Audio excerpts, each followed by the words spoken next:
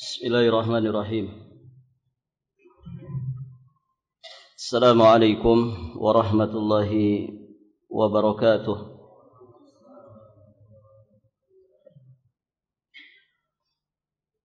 Alhamdulillahilladzi arsala rasulahu bil huda wa dinil haqq liyudhhirahu 'ala ad-dini kullih wa kafa billahi shahida. Asyhadu an la ilaha illallah wahdahu rabbi la syarika lah wa asyhadu anna Muhammadan abduhu wa rasuluh. Amma ba'd. Allahumma inna nas'aluka ilman nafi'an wa na'udzu bika min ilmin la yanfa'. Ya hayyu ya qayyum bi rahmatika nastaghits aslih lana sya'nana kullah wa la takilna ila anfusina tarfata ain. Para hadirin, ikhwati fid din wa akhawat fillah rahimani wa rahimakumullah. Kita masih di pembahasan bab man jahada syai'an minal asma'i was sifat. Pembahasan tentang menolak sebagian dari asma dan sifat Allah Subhanahu wa ta'ala. Pada kesempatan yang lalu kita sudah membahas firman Allah Subhanahu wa ta'ala di surat Ar-Ra'd ayat yang ke-30.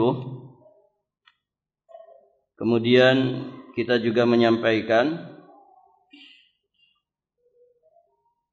tentang sabab nuzul dari ayat tersebut yang dicantumkan oleh penulis di athar yang terakhir dari bab ini. Berikutnya para jamaah yang dirahmati Allah, kita akan membahas satu riwayat di dalam Sahih Al-Bukhari dari sahabat Ali bin Abi Thalib radhiyallahu taala anhu. Athar dari Ali bin Abi Thalib radhiyallahu taala anhu bahwa beliau berkata, "Hadditsun nasa bima ya'rifun. Aturidun an yukadzdzaba Allah wa rasuluh." Beliau menyampaikan, berbicaralah kepada manusia sesuai dengan apa yang mereka mengerti, sesuai dengan apa yang mereka pahami. Aturidun an yukadzdzaballahu wa rasuluh?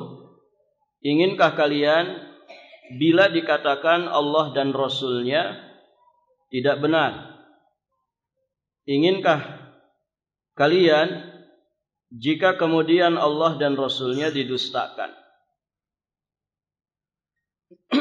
Hadirin jamaah yang dirahmati Allah, kaitan asar ini dengan bab pembahasan kita.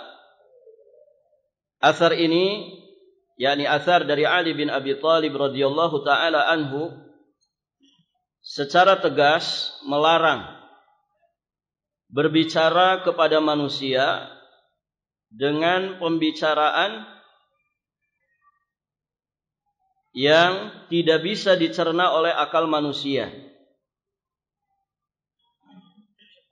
Athar ini dengan tegas melarang kepada manusia, berbicara kepada manusia dengan pembicaraan yang tidak bisa dicerna atau dipahami oleh akal manusia. Nah, terkait dengan pembahasan kita, yakni pembahasan asma was sifat, berarti juga dilarang kita berbicara secara mendetail tentang perincian tentang asma dan sifat Allah Subhanahu wa ta'ala, yang kemudian penjelasan dan perincian yang kita sampaikan itu tidak bisa dicerna oleh manusia. Sebab jika dipaksakan tentu mereka akan menolak dan juga mengkufurinya. Padahal hadirin jamaah yang dirahmati Allah, yang disampaikan itu mungkin dari ayat-ayat Allah. Yang disampaikan itu mungkin dari hadis-hadis yang sahih dari Nabi sallallahu alaihi wasallam. Namun karena manusia tidak bisa mencernanya, manusia tidak bisa memahaminya, akhirnya itu ditolak dan didustakan. Maksud mereka adalah menolak dan mendustakan apa yang disampaikan.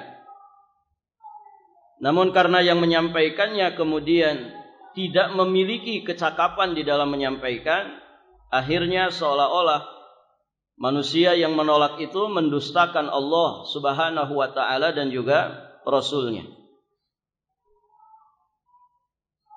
Dan tentu hal ini sangat madarat, ya, bisa merusak nilai-nilai ketauhidan dan keimanan ya seorang hamba, terkhusus terkait dengan asma dan sifat Allah Subhanahu wa ta'ala.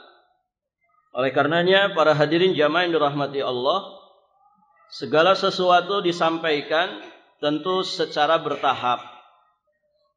Ya, dakwah Islam ini disampaikan oleh Nabi juga secara bertahap.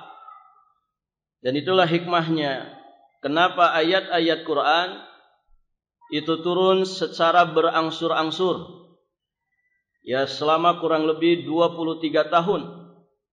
Selama Nabi sallallahu alaihi wasallam mengemban misi nubuwah dan risalah. Di Mekah 13 tahun, kemudian di Madinah 10 tahun. Sehingga ada ayat-ayat Makkiyah, ada juga ayat-ayat Madaniyah. Semua itu turun berangsur-angsur. Menunjukkan bahwasannya dakwah ini disampaikan kepada manusia juga dengan tahapan-tahapan, dengan proses. Al-aham, ya. Al-muhim fal-aham, al-aham fal-muhim. Dari yang paling terpenting terlebih dahulu, dari yang penting kemudian yang terpenting. Artinya ada tahapan, ada prosesnya. Pun demikian dalam pembahasan asma was sifat. Maka hadirin jamaah yang dirahmati Allah, ada tahapan-tahapan belajar yang mesti ditempuh ya untuk orang itu bisa memahami dengan sebaik-baiknya terkait dengan tauhidul asma was sifat. Oleh karenanya sering kita sampaikan bahwa para ulama kemudian menuliskan kitab-kitab secara khusus terkait dengan tauhidul asma was sifat. Dari mulai kitab-kitab yang mendasar, yang menengah, sampai yang kemudian kitab-kitab yang mutawwalat, yang pembahasannya kemudian lebih terperinci terkait dengan asma dan sifat. Tentu bukan di sini pembahasannya. Baik, para jamaah yang dirahmati Allah. Nah, itu kaitan asar ya dengan pembahasan bab kita.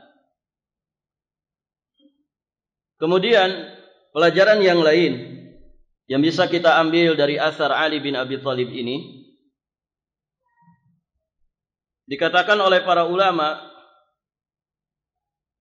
ma yuaddi ilal haram fahuwa haram. Ma yuaddi ilal haram fahuwa haram. Apa-apa yang menyeret kepada perkara yang haram, maka dia juga dihukumi haram. Segala sesuatu yang mengantarkan manusia kepada keharaman, maka sesuatu itu pasti diharamkan. Antum perhatikan ketika Allah Subhanahu wa ta'ala melarang perbuatan zina. Apa firman-Nya Allah? Wala taqrabu az-zina. Janganlah kalian mendekati zina. Kalau mendekatnya saja tidak boleh, berarti lebih-lebih lagi zinahnya itu sendiri. Maka sejatinya itu adalah larangan yang sangat keras dan tegas. dan memutus semua wasilah yang mengantarkan kepada perzinahan. Berarti mendengar sesuatu yang haram yang mengantarkan kepada perzinahan jadi haram. Kemudian melihat sesuatu yang haram yang mengantarkan kepada perzinahan berarti itu juga haram. Makanya hadirin jamaah yang dirahmati Allah, ya, semacam pacaran atau yang sejenis dengan itu, maka itu hukumnya haram. Baik, nah itu wasilah. Wasilah yang mengantarkan kepada keharaman, maka dia berarti ikut haram. Nah, di sini juga demikian. Kalau kemudian ya seseorang menyampaikan sesuatu tanpa kemudian dia menimbang-nimbang dulu apakah yang akan disampaikannya ini bermadarat ataukah tidak. Kemudian dia sembarangan menyampaikan tanpa melihat keadaan orang-orang yang mendengarkan penjelasannya. Sehingga mengakibatkan orang-orang itu tidak paham, akhirnya malah menolak, mendustakan. Maka berarti penjelasan tadi itu menjadi haram. Maka faedah berikutnya hadirin, tidak boleh berbicara kepada manusia. Haram berbicara kepada manusia dengan pembicaraan yang tidak dapat dicerna, dipahami oleh akal mereka. Kenapa? Karena nanti akan berdampak buruk.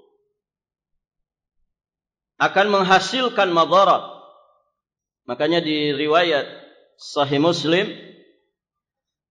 dari jalan sahabat yang mulia Abdullah bin Mas'ud radhiyallahu taala anhu dinyatakan ma anta bimuhadditsin qauman haditsan la tablughuhu uquluhum illa kana li ba'dihim fitnah. Tidaklah engkau berbicara kepada satu kaum dengan sebuah pembicaraan yang tidak dicapai oleh akal mereka. Maksudnya tidak bisa dipahami, tidak bisa dicerna oleh akal mereka, melainkan kecuali li ba'dihim kana li ba'dihim fitnah. Akan timbul fitnah dengan pembicaraan itu di antara mereka.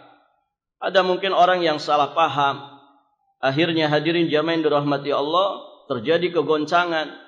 Betapa banyak manusia yang kemudian berseteru, mereka akhirnya ribut, mereka bergoncang, hadirin jamaah yang dirahmati Allah, gara-gara kesalahpahaman. Maka Al-Imam Al-Hasanul Basri alaihi rahmatullah dan juga para ulama yang lainnya banyak sekali memberikan nasihat terkait dengan pembicaraan. Jadi orang itu kalau mau bicara mesti pikir-pikir dulu. Orang beriman itu, kata Imam Al-Hasanul Basri, dia menyimpan lisannya itu di belakang akalnya. Menyimpan lisannya di belakang akalnya. Maksudnya apa? Dia simpan lisannya itu di belakang akalnya. Maksudnya apa, ikhwan? Jadi sebelum ngomong itu, sebelum bicara, sebelum menyampaikan sesuatu itu dipikir dulu, dicerna dulu. Ini baik nggak kalau saya sampaikan kepada orang? Karena ada kalanya pembicaraan itu mungkin pembicaraan yang biasa. Namun ketika disampaikan tidak tepat sikonnya, kemudian disampaikan kepada orang yang tidak pas, maka hadirin jamaah yang dirahmati Allah, sangat mungkin akan terjadi fitnah, keributan di tengah-tengah manusia. Maka orang beriman menyimpan lisannya di belakang akalnya. Dia mikir dulu ketika mau bicara, menimbang dulu apa yang akan dibicarakan, maslahat ataukah madarat. Beda dengan orang munafik. Kata Imam Al-Hasanul Basri, orang munafik itu dia simpan lisannya di depan akalnya. Jadi kerjaannya bicara, ngomong, nyerocos, tapi tidak pernah dipikirkan terlebih dahulu. Apa dampak buruk, apa efek dari pembicaraannya itu. Maka hadirin jamaah yang dirahmati Allah, tidak boleh kita berbicara kepada manusia dengan pembicaraan yang tidak bisa dicerna oleh akal mereka. Karena itu akan menimbulkan fitnah. Kemudian pelajaran yang lainnya berkaitan dengan athar Ali bin Abi Thalib tadi, dikatakan oleh para ulama minal hikmati fid da'wah ma'rifat halil mad'u. Ya, di antara bentuk hikmah di dalam berdakwah adalah mengetahui keadaan mad'unya. Mad'u itu objek dakwah, sasaran dakwah. Audiennya siapa? Jadi itu di antara hikmah di dalam berdakwah. Maka ya mesti dibedakan saat kita bicara di depan orang yang mungkin taraf pendidikannya rendah, barakallahu fikum, dengan kita berbicara di hadapan orang-orang yang berpendidikan. Ya, bahasanya disesuaikan, retorikanya juga disesuaikan, kan begitu. Sehingga apa yang disampaikan itu benar-benar bisa dicerna dengan baik, gitu ya. Dan juga disesuaikan dengan sikonnya, situasi dan kondisinya. Kita sebagai apa, begitu ya. Kalau kita misalkan punya pangkat, jabatan tinggi, ya jangan bicara seperti orang terminal, begitu ya. Kenapa? Karena itu akan menurunkan muru'ah. Anda ini orang besar, Anda ini orang terhormat. Ya jangan bicara sembarangan seperti orang-orang di terminal, seperti orang-orang di jalanan, dan begitu. Nah, ini hikmah ya di dalam berdakwah, hikmah di dalam menyampaikan sesuatu. Ya, dia mesti memahami siapa audien yang ada di hadapannya. Baik, para hadirin jamaah yang dirahmati Allah. Maka mendakwahi orang-orang di luar Islam, ya tentu bukan menjelaskan tentang perincian, kan begitu ya. Karena ya bisa jadi kurang efektif bagi mereka. Kalau kita di hadapan orang-orang di luar Islam, tentu yang kita bicarakan keindahan Islam. Yang kita bicarakan misalkan siapa Allah, yang kita bicarakan siapa Rasulullah sallallahu alaihi wasallam secara garis besar. Sehingga orang-orang di luar Islam punya ketertarikan kepada Islam. Tapi kalau kemudian ya kita dakwahi orang-orang di luar Islam tiba-tiba sudah main perincian tentang ahkam syar'iyyah, ya tentu tidak akan masuk di akal mereka. Tidak bisa dicerna. Begitu. Kita bicara di hadapan para pedagang dengan bicara di depan para petani itu kan berbeda. Kita bicara di hadapan orang-orang yang kerjanya kantoran dengan para pengusaha juga mesti disesuaikan. Ya, karena latar belakang yang berbeda-beda. Baik, para hadirin jamaah yang dirahmati Allah. Nah, itu salah satu di antara bentuk hikmah di dalam berdakwah. Kemudian berikutnya, ini dalil terakhir dari pembahasan bab ini. Muallif rahimahullahu ta'ala menukilkan satu riwayat dari Abdul Razzaq, dari Ma'mar, dari Ibnu Tawus, an abihi, dari bapaknya, yakni Tawus, an Abdullah bin Abbasin, dari Abdullah bin Abbas radhiyallahu ta'ala anhuma, bahwasanya beliau melihat seorang laki-laki yang intafadha, terperanjat ketika dibacakan hadis Nabi yang berkenaan dengan sifat Allah Subhanahu wa ta'ala. Orang itu merasa keberatan dengan hadis Nabi tersebut yang berbicara tentang sifat Allah.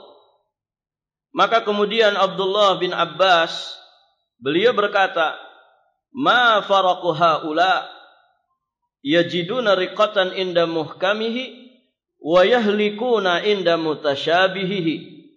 Apa yang membuat mereka itu khawatir? Kenapa mereka keberatan ketika dibacakan hadis tentang sifat-sifat Allah Subhanahu wa ta'ala? Ya, kata Abdullah bin Abbas, yajiduna riqatan inda muhkamihi. Ya, mereka ini mau mendengar, mau menerima bila dibacakan nas-nas yang muhkam, Muhkam itu yang jelas maknanya, jelas pengertiannya. Namun wa yahlikun inda mutasyabihihi, mereka binasa.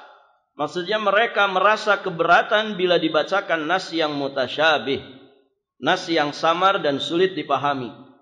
Baik, hadirin jamaah yang dirahmati Allah, athar dari Abdullah bin Abbas ini menegaskan kepada kita tentang wajibnya beriman kepada seluruh asma dan sifat Allah Subhanahu wa ta'ala. Selama asma dan sifat Allah itu datang penjelasannya atau datang khabarnya dari Al-Quran atau dari hadis Nabi sallallahu alaihi wasallam, seorang mukmin wajib beriman kepada seluruh asma dan sifat Allah. Tidak boleh merasa berkeberatan ketika mendengarkan ayat-ayat Allah atau hadis-hadis Rasulullah yang berbicara tentang sifat Allah. Di dalam kitab Taisir Aziz Al-Hamid, ya, karya Syekh Sulaiman Abdullah rahimahullahu taala, beliau menegaskan, ya, ketika menjelaskan pembahasan ini, bahwa siapa saja yang di dalam hatinya merasa berkeberatan akan asma dan sifat Allah Subhanahu wa taala yang disampaikan di dalam Al-Quran atau di dalam hadis Nabi, maka sejatinya dia orang munafik. Orang munafik. Karena seorang mukmin dia beriman kepada seluruh ayat-ayat Allah. Dia beriman kepada seluruh hadis-hadis yang sah datang dari Nabi sallallahu alaihi wasallam. Berbicara tentang hal apapun, lebih-lebih berbicara tentang sifat-sifat Allah. Ya, ayat-ayat Quran itu para hadirin ada yang mutasyabih, ada yang muhkam. Hunna ummul kitab wa ukharu mutasyabihat. Apa ayatnya itu? Surat Al-Imran ayat ke-7 ya. Nah, orang-orang yang di dalam hatinya ada zaig, di dalam hatinya ada penyimpangan, maka hadirin jamaah yang dirahmati Allah, dia ambil yang muhkam, kemudian dia tidak mengambil yang mutasyabih, karena menginginkan fitnah di tengah-tengah manusia. Adapun orang-orang yang rasikhun fil ilmi, orang-orang yang mendalam ilmunya, yaquluna amanna bih, ya, mereka mengatakan kami beriman kepada seluruh isi Al-Quran, baik ayat muhkamnya ataupun ayat mutasyabihnya. Muhkam itu yang jelas, ya, maknanya. Ada yang mutasyabih, mutasyabih yang tidak jelas maknanya. Nah, hadirin jamaah yang dirahmati Allah, tentu tidak dikatakan secara mutlak, ya, bahwa ada ayat yang mutasyabih, ya, di dalam Al-Quran. Dikatakan adanya mutasyabih itu ditinjau dari sebagian manusia. Ya, adapun keseluruhan manusia, tentu di antara manusia, terutama ar-rasikhuna fil ilmi, orang-orang yang mendalam di dalam ilmu, maka bagi yang awam mungkin ayat itu ayat yang mutasyabih, yang samar maknanya, tapi bagi yang rasih fil ilmi itu adalah ayat yang muhkam. Begitu kan? Artinya Al-Quran itu kalau ditinjau dari seluruh umat, ya, maka tentu tidak mutasyabih secara mutlak. Karena pasti di antara umat ini ada yang memahami ayat-ayat mutasyabih, yang mungkin sebagian manusia belum sampai ilmunya ke situ. Baik, hadirin jamaah yang dirahmati Allah, maka mutasyabih itu untuk sebagian umat manusia. Ada di antara ayat Quran itu yang bagi sebagian manusia, bukan keseluruhan. Ada yang mungkin mutasyabih bagi dirinya, samar maknanya. Ini maksudnya apa? Begitu ya. Nah, hadirin jamaah yang dirahmati Allah, ar-rasikhuna fil ilmi, orang-orang yang rasih di dalam ilmu, mendalam di dalam ilmu, mereka mengimani semuanya. Ayat-ayat yang muhkamnya, ayat-ayat yang katanya mutasyabih, ya, semuanya diimani. Mengapa? kullum min indi rabbina. Karena semua itu berasal dari Rabb kami. Al-Quran itu kan wahyu dari Allah Subhanahu wa ta'ala. Maka tidak ada satu huruf pun yang kita ingkari. Semuanya wajib diimani. Apalagi satu kalimat. Apalagi satu ayat. Satu huruf saja tidak boleh diingkari. Baik, hadirin jamaah yang dirahmati Allah. Pun demikian hadis-hadis Nabi yang semisal dengan Al-Quran. Wa mislahu ma'ahu. Kan begitu ya hadis itu. Yang semisal dengan Al-Quran adalah hadis Nabi. Maka semuanya diimani. Termasuk hadis-hadis yang berbicara tentang sifat Allah Subhanahu wa ta'ala. Baik, hadirin jamaah yang dirahmati Allah. Jadi, Athar Abdullah bin Abbas ini menceritakan bahwa beliau melihat ada seseorang yang terperanjat saat mendengar hadis-hadis yang berisi penetapan sifat Allah. Maka kemudian Ibnu Abbas mengecam orang tersebut, ya, karena keterperanjatannya. Berarti kan dia merasa berat menerima hadis yang berbicara tentang sifat Allah. Dan beliau sampaikan, ya, bahwa hadirin jamaah yang dirahmati Allah, apa yang menjadikan kita terperanjat? Toh itu semua, ya, datang dari Allah Subhanahu wa ta'ala. Dan dari sini kita bisa memahami, ya, bagaimana para salafun as-salih mereka sangat teguh, ya, di dalam keimanan mereka terhadap asma dan sifat Allah Subhanahu wa ta'ala. Keteguhan mereka ini tergambarkan di dalam athar Ibnu Abbas ini. Bagaimana kemudian ada penentangan yang begitu keras dari Abdullah bin Abbas, ya, terhadap setiap bentuk penyelewengan, ya, dari asma dan sifat Allah. Kemarin kita sudah bahas, ya, kelompok-kelompok yang menyimpang, yang menyeleweng terkait dengan asma was sifat. Ada berapa, ikhwan? Ada dua, ada Mu'attilah, ada Musyabbihah. Mu'attilah ada berapa kemarin? Ada Jahmiyah, ada Mu'tazilah, ada Asy'ariyah. Ada satu lagi namanya Mufawwidah. Mufawwidah itu juga termasuk Mu'attilah. Mufawwidah itu apa? Yang mentafwid. Mentafwid itu memasrahkan. Maksudnya apa? Mereka menolak sifat-sifat Allah. Mereka menolak nama-nama Allah, kemudian memasrahkannya kepada Allah. Ya. Saya tidak menetapkan ini untuk Allah. Itu mah terserah Allah saja. Apa yang dimaksud ayat sifat ini? Nah, itu namanya mufawwidah. Padahal hadirin jamaah yang dirahmati Allah, Al-Quran itu dengan bahasa Arab yang sangat jelas. Dengan bahasa Arab yang mubin, yang jelas. Sehingga ayat-ayat sifat itu, ya, juga adalah ayat-ayat yang jelas secara makna.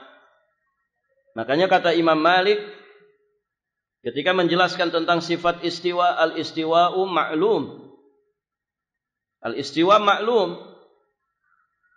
Istiwa itu diketahui di dalam bahasa Arab maknanya. Wal kaifu majhul. Adapun kaifiatnya itu yang tidak diketahui. Wal imanu bihi wajib. Mengimaninya wajib. Artinya tidak boleh ditolak. Diimani. Bahwa istiwa itu salah satu di antara sifat Allah. Wassu'alu anhu bid'ah. Bertanya tentang kaifiatnya itu merupakan perkara yang mengada-ada. Karena para sahabat Nabi, orang-orang pertama yang mendengarkan ayat-ayat sifat, mereka orang-orang pertama yang mendengarkan ayat hadis-hadis tentang sifat Allah, mereka tidak pernah bertanya kepada Nabi tentang kaifiatnya. Sehingga kalam Imam Malik ini bisa diterapkan untuk semua sifat. Bisa diterapkan untuk semua sifat. Maka tidak boleh seseorang mentafwid.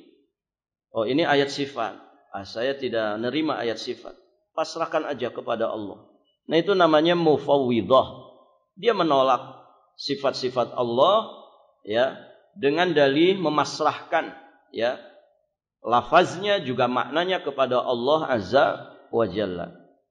Baik, para hadirin jamaah yang dirahmati Allah. Nah, itu mufawwidah ya. Kemarin dibahasnya 3. Nah, 4 tambahkan mufawwidah.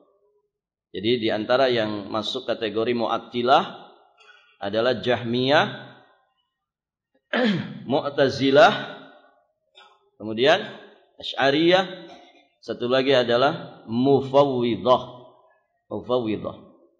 Kemudian yang kedua kemarin apa? Musyabbihah. Ada 2 ya, ada Ahlu Tamtsil, ada Ahlu Tashbih. Baik, para hadirin jamaah yang dirahmati Allah. Nah, salafun as-salih mereka sangat keras ya di dalam menentang setiap bentuk penyimpangan dari asma dan sifat Allah Subhanahu wa taala. Pelajaran yang lainnya tentu asar dari Ibnu Abbas ini menunjukkan tentang wajibnya mencegah kemungkaran. Ya, semakin besar kemungkaran itu, maka kewajibannya pun semakin besar. Tentu ala qadri al-istita'ah, sekadar dengan kemampuan kita, ya, sekadar dengan kemampuan kita. Baik. Berikutnya, ya sebagaimana di depan tadi kita sampaikan, athar ini jelas menunjukkan tentang kewajiban beriman kepada asma dan sifat Allah Subhanahu wa taala. Kemudian juga menunjukkan tentang wajibnya beriman kepada ayat-ayat muhkam dan juga ayat-ayat mutasyabih. Muhkam itu yang jelas maknanya, mutasyabih yang samar-samar. Semuanya wajib diimani karena semuanya datang dari Allah Azza wa Jalla. Disitulah kita dituntut untuk belajar, gitu ya. Sehingga ayat-ayat yang mungkin bagi kita yang miskin ilmu ternyata masih mutasyabih, samar ini maknanya apa? Ya dengan proses belajar, ruwaidan secara bertahap, pelan-pelan, sedikit-sedikit. Maka hadirin jamaah yang dirahmati Allah, ayat-ayat mutasyabih itu, maka insya Allah kemudian kita bisa memahaminya dengan baik. Baik, para jamaah. Nah itu beberapa faidah yang bisa kita dapatkan dari athar Abdullah bin Abbas. Dan dengan demikian berarti selesailah pembahasan kita di bab ini. Dan berikutnya nanti kita akan masuk di bab tentang ya'rifuna ni'matallahi tsumma yunkirunaha. Ya, beliau tidak ngasih judul bab di sini, tapi langsung mencantumkan ayat. Yang dari ayat itu sebetulnya kita bisa memahami apa yang dimaksudkan oleh penulis dari pembahasan bab tadi, yakni tentang mengingkari nikmat Allah. Ini kita bahas nanti di kesempatan berikutnya, insyaallah taala. Berapa pertemuan lagi para jamaah sampai Ramadan? Ini tanggal berapa? 20 Sya'ban. 21 Sya'ban. 21 Sya'ban berarti bisa 8 hari lagi, bisa 9 hari lagi. Masih ada 1 atau 2 kali? 1 kali ya. 1 kali pertemuan lagi, insyaallah taala. Jika Allah mudahkan nanti kita sedikit bahas tentang Ramadan saja di kesempatan berikutnya, supaya pembahasan bab ini nanti kita bahas ba'dal Aid, ya, setelah kita lebaran Idul Fitri. Baik para jamaah, supaya nyambung pembahasan. Tolong dikasih tanda ya. Dikasih tanda. Bab keberapa itu yang tentang nikmat? 41. Baik para jamaah, sudah habis waktunya. Kita cukupkan sampai di sini. Insyaallah taala nanti sisa 1 pertemuan lagi kita sedikit akan berbicara tentang Ramadan. Mudah-mudahan nanti menjadi refleksi diri bagi kita ya sebelum kita memasuki bulan Ramadan. Kita akhiri dan kita tutup dengan doa kafaratul majlis. Subhanakallahumma bihamdik, asyhadu an la ilaha illa anta astaghfiruka wa atubu ilaik. Assalamualaikum warahmatullahi wabarakatuh.